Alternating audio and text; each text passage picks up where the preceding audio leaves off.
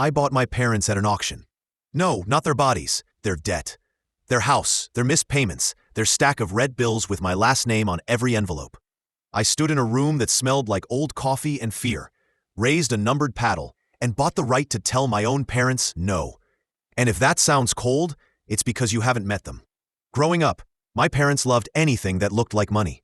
Coupons clipped to look responsible. Cash hidden because taxes were a scam. Credit cards opened because points are free. I was the free babysitter, the emergency guarantor, the "you're so mature, sign here honey" kid recruited for adult signatures I didn't understand.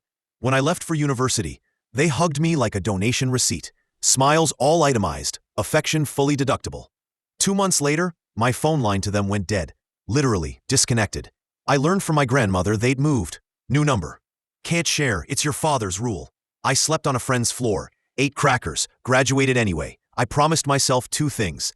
Never ask them for money, and make enough that they'd want mine. I got a job writing software, the kind of work that looks like you're staring off into space while actually building a house inside a computer. I climbed, saved, learned how interest works when it's on your side. Meanwhile, my parents lived like interest was optional and future was a rumor. I saw them twice in a decade. Once at a cousin's wedding, they aired out their complaints about the cost-cutting buffet, then asked me if my little computer hobby could finally buy them a boat.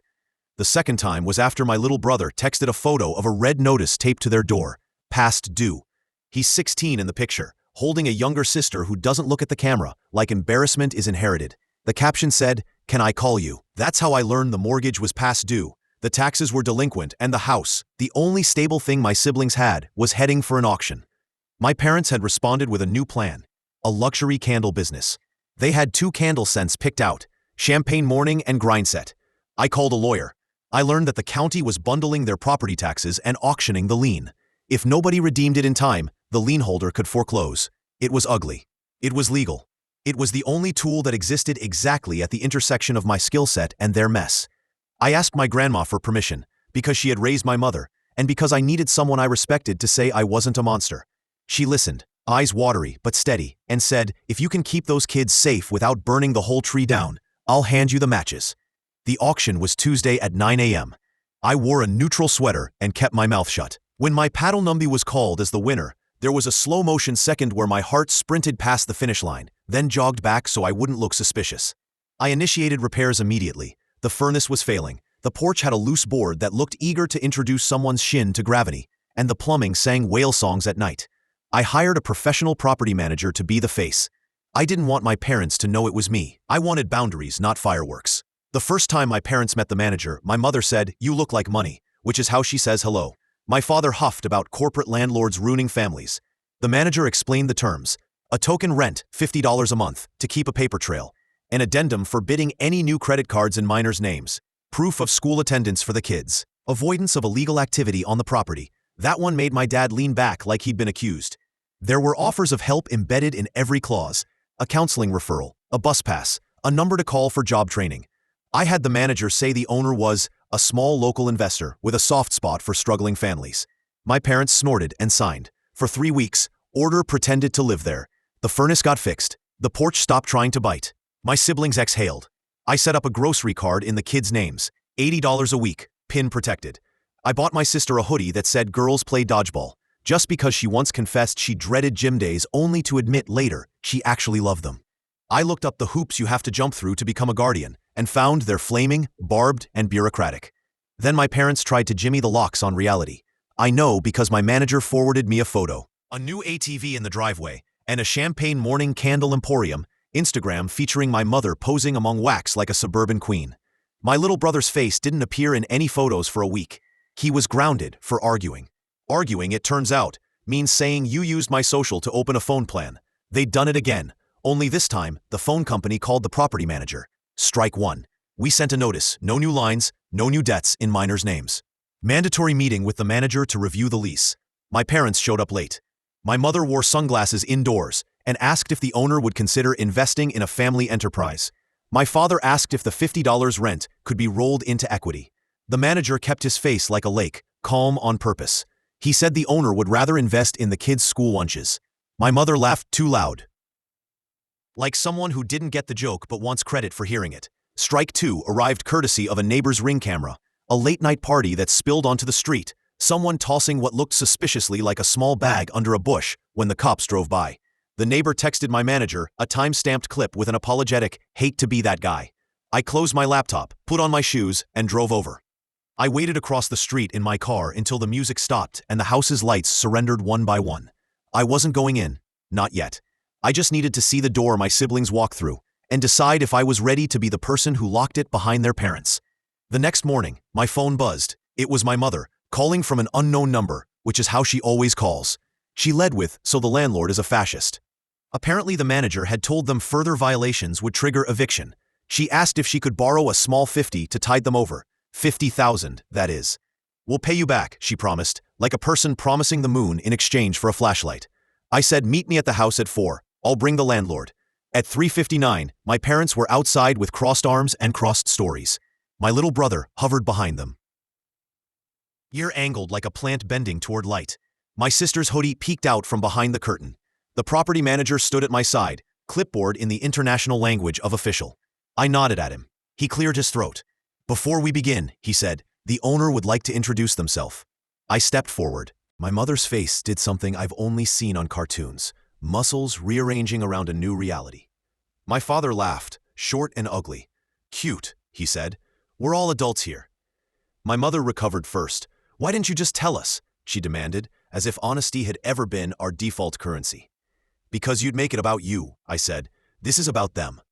I gestured toward the windows, where a hoodie ducked away. My father scoffed. "So what? You're our landlord now? You gonna evict your own parents?" "I'm going to protect your children," I said. "You can come along for that ride. Or not." We went inside. The manager read through the violations. I slid 2 folders across the table. One was labeled Option A, Help. It contained a rehab intake appointment for my father, a code for a rideshare to get him there, a schedule of counseling sessions for my mother, at a clinic that already worked with the school, a budget drawn up by a social worker who'd volunteered after I donated new computers to their after-school program. Bribery? Inspiration? I don't care. And a guardianship addendum naming me and Grandma as temporary co-guardians of my siblings for 1 year, renewable if everyone agreed. The other folder was Option B, Move. It contained a cash-for-keys agreement, a list of nearby apartments, and a printout of a bank transfer already scheduled to cover first and last months. Rent somewhere that didn't let you throw parties, plus a notice of eviction proceedings that would be filed if they declined both options. My mother flipped through Option A like it was a menu and she wasn't hungry. My father held Option B up to the light, as if he could see a watermark spelling guilt. "This is manipulative," my mother said. "You want to steal our house." "I want to give it to them," I said, "in trust, when they're grown. If you sign Option A, you can live here under the same lease and we'll make the trust together. If you sign Option B, you move out, I finish repairs, and then the house becomes a rental. The rent goes into the trust. Either way, the house stops being a weapon." My father pushed his chair back. "We're not signing anything."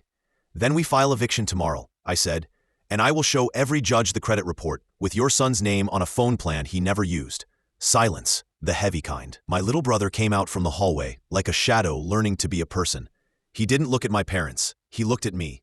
"Is there an Option C?" "Yes," I said, and pulled a third envelope from my bag. "It's just a letter." I handed it to him. He opened it and read out loud, voice shaking. My name, promise to show up for you. I promise groceries on Fridays and rides to school on rainy days and someone to call when the math is weird. I promise not to use your name to pay my bills, ever. I promise to ask before I hug. I promise this house, whether you live in it or it pays for your life, to be yours someday." He folded it back up and tucked it into his hoodie pocket like it was valuable, which it is. My mother said, "Small, what about us?" I looked at her, really looked. The girl who learned love was a transaction had grown into a woman who couldn't imagine a gift without an invoice. I wanted so badly to hand her a childhood and call it even. Instead, I took a breath and said, "You are welcome to get better." They chose Option B. We did the paperwork. They moved into an apartment with beige walls and quiet neighbors and rules taped to the laundry room door. The property manager changed the locks, repaired the last rattling pipe, and had the porch painted a color the hardware store called Harbor. I set up the trust with Grandma as co-trustee. We rented the house to a kindergarten teacher and a nurse who brought over a plate of cookies as their hello. My siblings still live there, legally under our guardianship, while my parents figure out who they are without a house to mortgage and a child to mind. On eviction day, I did something I didn't plan. I met my parents in the parking lot of their new building, holding a small box. Inside were 2 keys on a ring, with a rubber tag shaped like a heart. My father frowned. "We already have keys," he said. "These aren't to the apartment," I told him. "They're to 2 lockers at the community center by the rehab clinic. One is full of clean clothes in your sizes. The other has prepaid phones with only 4 numbers programmed. Me, Grandma, your counselors, and a local sponsor who knows your name. The rent is covered for 6 months. That's what I bought at the auction. Time. Use it to buy yourselves back." My mother held the heart-shaped tag in her palm like it might bloom. My father didn't say thank you. He just nodded, once, like a man who recognizes a rope when he's drowning. So yes, I bought my parents at an auction. Not to own them. To cut the chains they wrapped around all of us, and to lock the door on a house that will one day open only for kids who know the difference between a promise and a price. Thanks for watching, friends. I hope you enjoyed this story. Your likes and subscriptions really help the channel grow. See you in the next story.